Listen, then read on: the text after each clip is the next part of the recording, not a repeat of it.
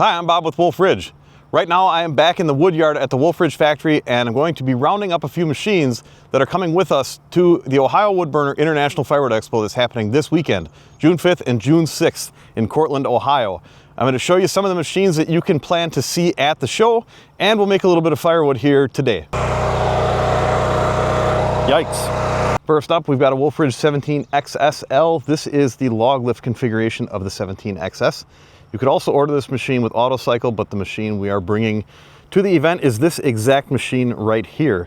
We will be running it at the show, and if you decide that you wanted to pick this one up at the show, it is available at the time of this video. And as a thank you for getting it at the show and letting us run it at the show, there is no incoming freight on it. So if you want to get your name on this machine before the show, give Ben a call in sales, and he can get you all fixed up with that. I'll have the phone number and contact information in the description of this video. And right now, I'm gonna throw some logs on this and make a little bit of firewood. We're gonna start this thing up. Fuel is already turned on. We will turn the choke on, the throttle in halfway, make sure the switch is turned on, pull the slack out of the rope, pull, turn the choke off, and I'm gonna let that warm up. We'll grab my gloves, and we still got some ash rounds here left from the Firewood Frenzy. Look at these, they're nice and dry. Pretty easy splitting stuff, ash. There's a knotty one up here. I put this one up here first. It's a little bit bigger, but this stuff's really dry. It's gonna split really nice. And you're going to see me split it down into small stuff, because that's what our firewood customers here at the shop, and for myself personally, that's what they want. They want small splits. So we'll run these 4 rounds here through the 17XS. Show you guys how fast this thing is and how easy it is to use. Show you how the log lift works. Let's go. Ooh,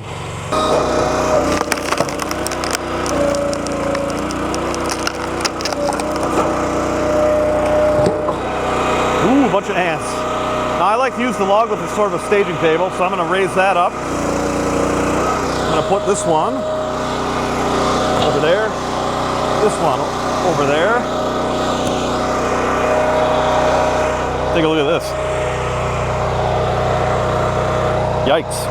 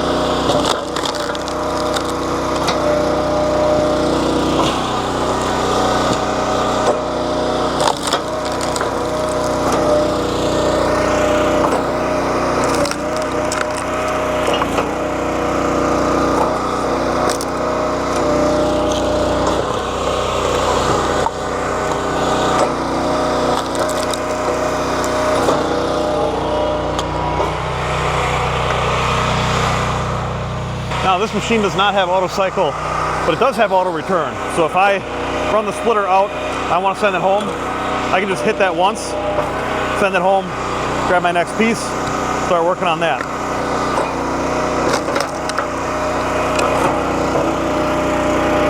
Raise my log lift a little bit again, get this one a little closer.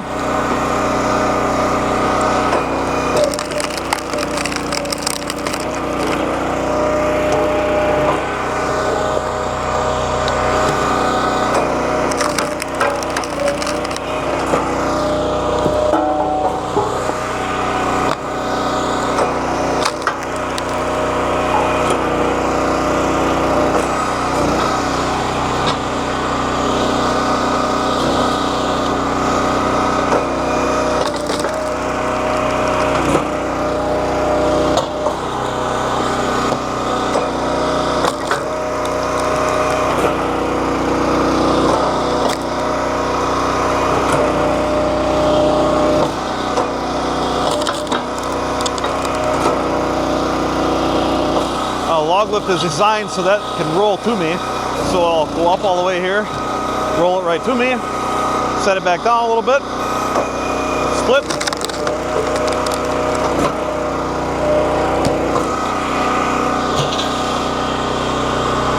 Got a cricket in that one.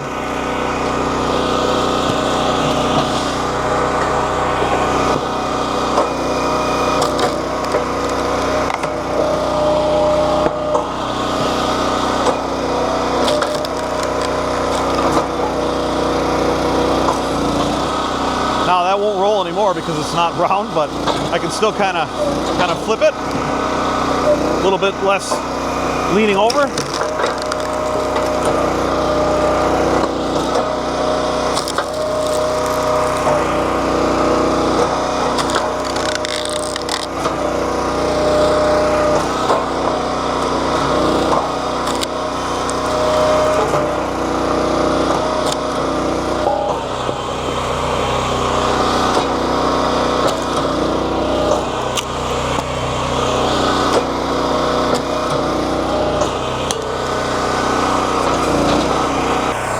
Over here, let's throttle that down, and I'm going to turn the gas off. Since we're going to be transporting this machine, turn the gas off. I'll let this thing run out of gas. Yappa 315 TR will be there. This one is equipped with the log lift and the 12.5 foot powered out feed conveyor. This will be powered by a tractor that Jerry is bringing from Hartville Hardware. And our booth is going to be right next to Hartville Hardware, which is very convenient because they are both a Yappa dealer and a Wolfridge dealer, as well as Fuelwood also. So we're gonna have a pretty big booth space with a lot of stuff in there. But from here, this Yappa 315 TR will be there. Easy one-hand control. I'm not gonna run this one today, but this is probably the easiest firewood processor a person could run. Push back here to run the infeed belt and the splitter. Pull down to run the chainsaw and to make the splitter go home, and repeat. Go back and forth until your log is done. And very easy to pull. I've seen some other machines out there where you need a lot of strength to put into that saw, and this works very easily. And then over here we've got the valve for the hydraulic log lift arms. So normally I'll put 2 bunks down, and then the logs will roll nicely onto those lift arms.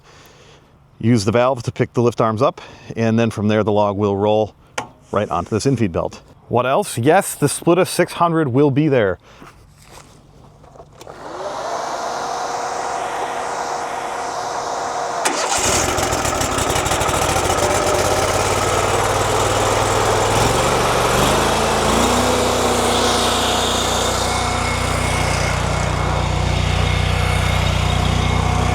Make sure all my doors are closed, all my safeties are closed, and 1 valve. There we go. So we are at 1 minute and 45 seconds in this video clip, just for reference.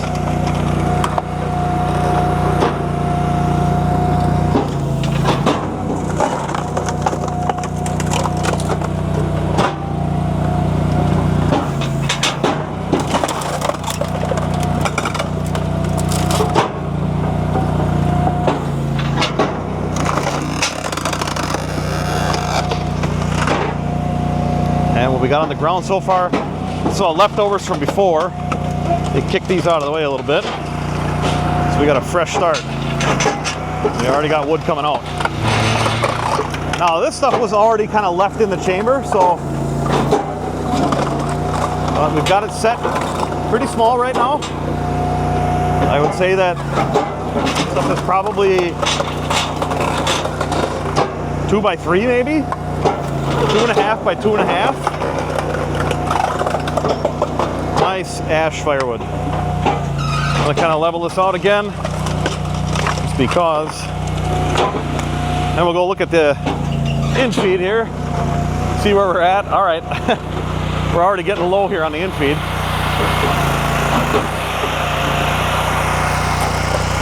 Put this back in here.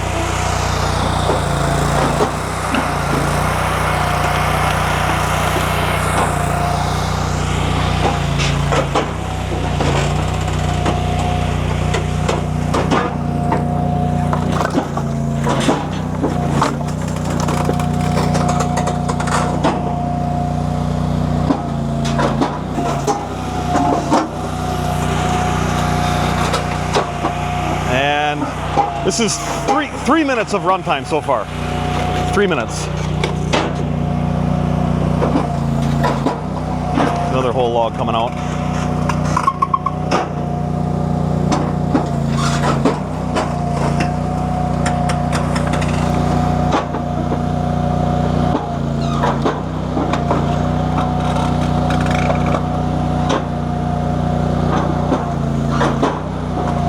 I'm going to kind of tip this pile over now just so it doesn't bind up the machine.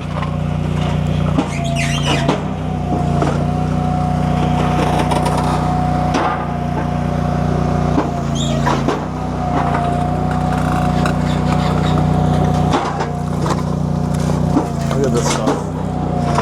Very nice. Very nice stuff. We're at 4 minutes now. We've got an emergency shutoff here. If I push on that, it will stop the machine. But also, I can only reach in so far too. I can't. I'm still another 3 feet from hitting that wedge. For reference. So right now is probably where we're going to end up with us stopping. Where we're going to stop, because basically that round, and you can see how it's just not going to push it in anymore. So I'm going to stop the machine there for now.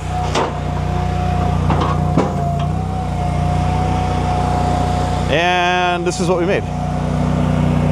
Just a little bit over 5 minutes of runtime. You can see we need a conveyor for this thing. If you get a machine like this, you definitely need a conveyor. And there's still a whole bunch here as well. This was less than 5 minutes of runtime, and I want to point out this is something that happens with the Kindlets as well. When you get to the last few rounds to split, there's nothing to really advance the wood into the split chamber. So in a case like this, I guess in a Splitta 400 or a 600, you'd probably end up using a long board, maybe a 2x4 or something. You don't want to be using your hands, but that's really only at the end of your production cycle. So in our case, the end of our production cycle is going to be getting on the road with this thing. Otherwise, if this is in a production setting, you're never going to need to empty that anyway. You're always just going to keep rounds fed into it, so it's a non-issue that way. But this was about 5 minutes of runtime right here, and most of the stuff is in that probably 2.5 by 3 vicinity, and you can see it's cleaner split on this end. That's where the knife goes in, and this is where the knife came out. So you'll see this is oak, a little stringy, not bad though. We can set that to be a bigger split or a smaller split, so we can make kindling with it as well. Right now, since I've got the engine still running and we're getting this thing ready for transport, we're going to put this Infeed up, and this timber gauge here doubles as something else, which is kind of cool. So I'll show you guys how that works. See this wing knob up here? We're going to take that out, and I'm going to give the power pack just a little more throttle so I don't stall it here. Go down here. Then we have a valve for that right here. See this? Lower lift and lower Infeed conveyor. So we're going to lift it, and obviously we wanted to make sure that we have everything clear there. So we're picking that up. You can see it. And I'm going kind of slow here just because I don't want to slam it. Okay? Now, this timber height gauge has a convenient holding spot that goes right down into here, and then right here. So what does that do? That acts as like a, gotta hold this a little bit off center here.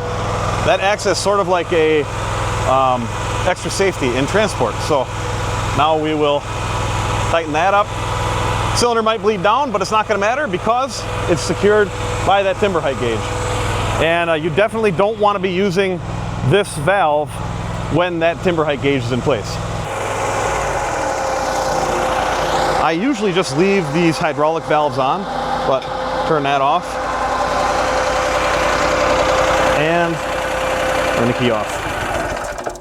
We got Fuelwood Kinlet Pro and Fuelwood Kinlet 200. Both of these are coming with to the Expo, and both of these are actually available for pickup at the Expo, along with the Wolfe Pack hydraulic power pack. Now you may remember at the beginning when we first got these Kindlets in, they were all tractor PTO powered. You could get 3-phase electric for the Pro, and you could get single-phase electric for the Kindlet 200, and that's all still true. But we started to get these in here as tractor hydraulic powered, they call it now, so you can run off of tractor hydraulics, or in our case, using the Wolfe Pack. And if you buy a Kindlet or a firewood cleaner at the same time as a Wolfe Pack, you get $500 off the package price. So just kind of a thank you for pairing those two things together.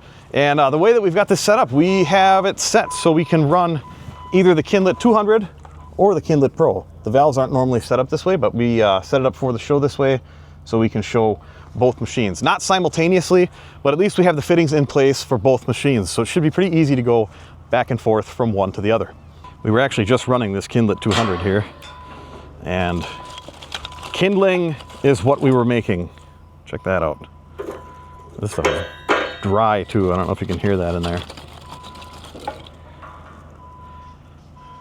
Excellent fire starter. Nestled back here in the corner, we've got a 28C PB. And yes, this has Power Beyond on it. When we build a compact commercial with the Power Beyond package, it automatically gets the hydraulic oil cooler with the 12-volt fan on it. All the other functionality on this machine will be the same as our regular compact commercial. In this case, being a 28, this will be about a 6 to 6.5 second cycle time. We've got hydraulic log lift, hydraulic wedge height adjustment, auto cycle forward and back, and underneath of here, you can see we've got Power Beyond. So one valve here, turn on a conveyor or some other hydraulic powered accessory that you want to run. This should be able to also run a Kindlet 200. You have a forward and reverse with this valve. And this one is available for pickup at the show. Look at this gang of verticals back here. And this semi truck is rolling in right now to load these up. These are heading south. Not related to this show. 28cc we will have on site there. Very similar to that 28C Power Beyond, except for this has the attached hydraulic conveyor package already on it. We've got hydraulic height adjustment for the conveyor, and then we've got a forward and reverse. And I'll show you the valves for that right over here, tucked under the sorting table. And this will still have that 6 to 6.5 second cycle time, full auto cycle, hydraulic log lift, hydraulic wedge height, and hydraulic oil cooler. Also available for pickup at the International Expo. That's just a few of the machines that we will be bringing to the International Firewood Expo. We will be right next to Hartville Hardware, and they've got some inventory in stock as well that will be available for immediate delivery. And if you'd like more information on any of the Wolfe Ridge products, including pricing, tech specs, photos, videos, dealer locator, that event schedule, and much more, please check out our website, www.wolfridgemfg.com. You can give us a call or send us an email. I'll make sure to put those links in the description. I want to thank you guys for watching. As always, thank you for the support. Make sure you subscribe so you don't miss out on what's next at Wolfe Ridge.